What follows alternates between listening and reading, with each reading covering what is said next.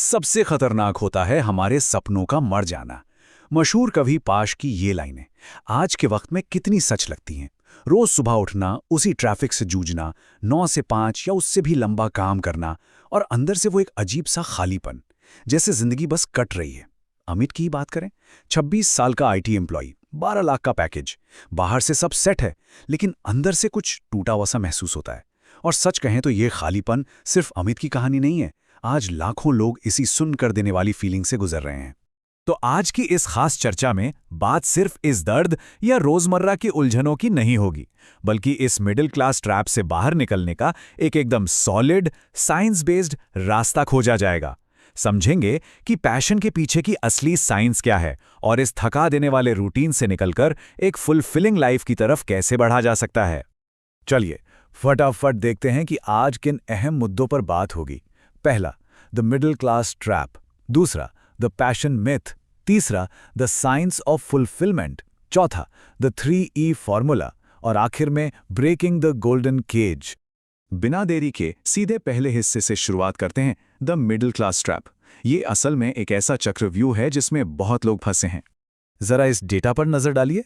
2024 के Gallup workplace सर्वे के आंकड़े साफ बताते हैं कि दुनिया भर में सिर्फ 23% लोग अपने काम में सही मायने में मगन हैं।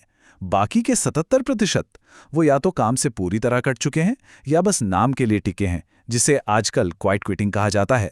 मतलब अगर काम में मन नहीं लग रहा है तो ये कोई पर्सनल फेलियर नहीं है, ये एक बहुत बड़ा सिस्टमिक इशू है।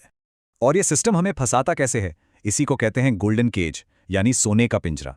शुरुआत होती है भारी भरकम एजुकेशन लोन से, फिर आता है समाज का pressure, fear of missing out, जिसकी वजह से महंगी गाड़ियां, लाइफस्टाइल के खर्चे बढ़ने लगते हैं, और फिर शुरू होता है ईएमआई का वो चक्र जो कभी खत्म ही नहीं होता। ऊपर से ये 70 घंटे काम करने वाला टॉक्सिक हसल कल्चर, जिसने हद से ज्यादा काम करने को डेडिकेशन का नाम दे दिया है। जाहिर है, जब आधी सैलरी ईएमआई चुकाने में जा रही हो तो एक टॉक्सिक जॉब को छोड़ना सच में नामुमकिन सा लगता है। तो अब रुक करते हैं दूसरे सेक्शन की तरफ, द पैशन मिथ। क्या वाकई पैशन नाम की कोई जादुई चीज होती है? अक्सर सोशल मीडिया पर मोटिवेशनल स्पीकर्स को कहते सुना होगा, फॉलो योर पैशन या अपने दिल की सुनो। लेकिन 2018 की स्टैनफोर्ड यूनिवर्सिटी की स्टडी और प्रोफेसर कैल न्यूपोर्ट की रिसर्च कुछ और ही कहती है। उनके मुताबिक ये सलाह दरअसल लोगों को एक फिक्स्ड माइंडसेट में फंसा कर रख देती है। पैशन कोई ऐसा खजाना नहीं है जो कहीं गड़ा हुआ है और एक दिन अचानक मिल जाएगा। रियलिटी ये है कि पैशन एक पौधे की तरह होता है जिसे मेहनत से उगाना पड़ता है। पहले स्किल्स डेवलप करनी होती हैं और फिर पैशन खुद ब खुद पनपने लगता है। आसमान से अचानक कुछ नहीं टपकता। अब आते हैं तीसरे और सबसे दिलचस्प हिस्से पर, द साइंस ऑफ फुलफिलमेंट। आखिर किसी भी काम में वो गहरी संतुष्टि और कामयाबी कैसे मिलती है? ये नंबर सुनकर शायद हैरानी हो, दुनिया भर में 12,000 से भी ज्यादा मान्यता प्राप्त करियर ऑप्शंस मौजूद हैं, लेकिन हमारे एजुकेशन सिस्टम में गिने चुने 10-15 रास्तों के बारे में ही बताया जाता है। रिसर्चर डेविड एप्स्टीन की माने तो जो लोग शुरुआत में अलग अलग चीजें ट्राई करते हैं, जिन्हें वो सैम्पलर्स कहते हैं, वो लॉन्ग टर्म में कहीं ज्यादा सफल होते हैं। इसलिए पैशन का ना पता होना कोई कमी नहीं है, बल्कि ये सिर्फ एक्सपोजर की कमी है। अब एक बहुत ही शानदार कॉन्सेप्ट को समझते हैं, फ्लो स्टेट। मनोवैज्ञानिक मिहाली सिक्सेंट-मिहाली ने 1990 में इस पर बात की थी। ये वो जादुई अवस्था है जब कोई इंसान अपने काम में इतना डूब जाता है कि वक्त का पता ही नहीं चलता। इस स्टेट में प्रोडक्टिविटी 500% तक बढ़ सकती है। नेहा की कहानी ही ले लीजिए। उन्होंने घर के ओवन में केक बनाना शुरू किया।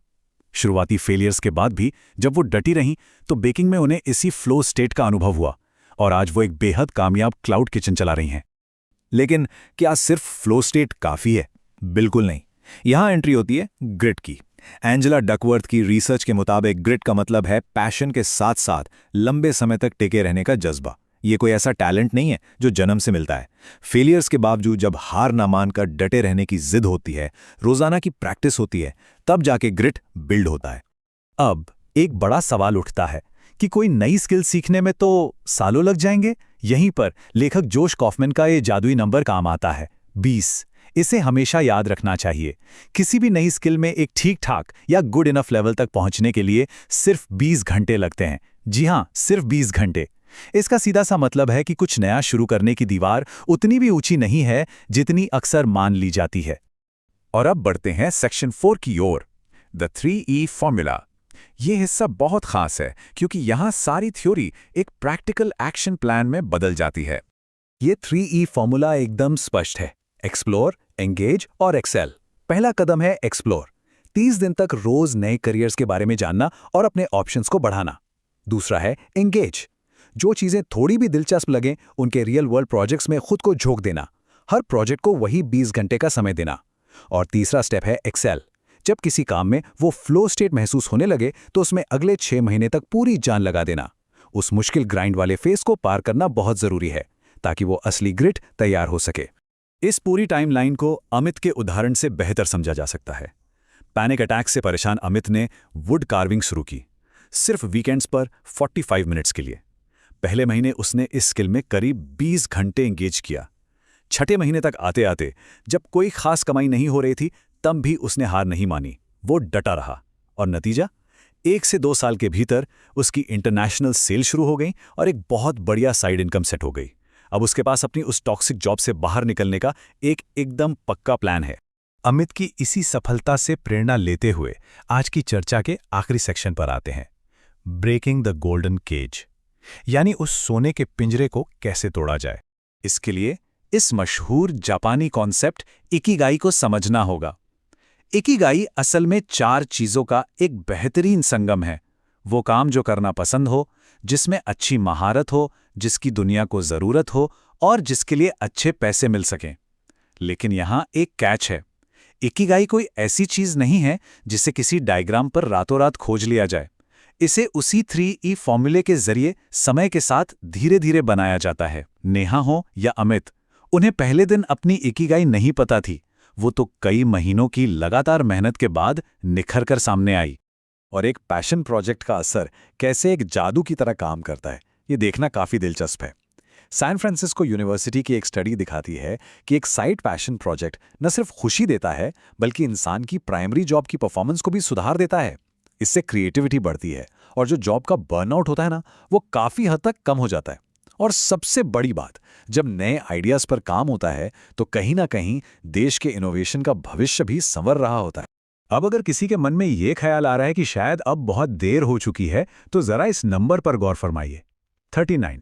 पूरी दुनिया में करियर बदलने की औसत उम्र 39 साल है।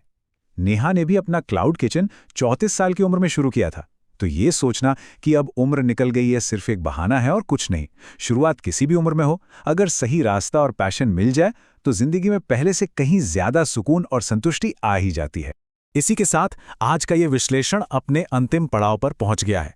लेकिन जाते जाते एक बहुत ही बड़ा और अहम सवाल यहीं छूट जाता है। आज के अगले 45 मिनट कैसे बीतने वाले हैं? क्या ये समय फिर से उसी पुराने रूटीन में स्क्रीन स्क्रॉलिंग में निकल जाएगा, या फिर इन 45 मिनटों का इस्तेमाल एक नया रास्ता एक्सप्लोर करने के लिए होगा? याद रखिएगा, इस सोने के पिंजरे को तोड़ने की शुरुआत करने के लिए रोजाना सिर्फ 45 मिनट ही काफी हैं। आज की इस चर्चा में बस इतना ही। नए रास्तों की तलाश हमेशा जारी रहनी चाहिए।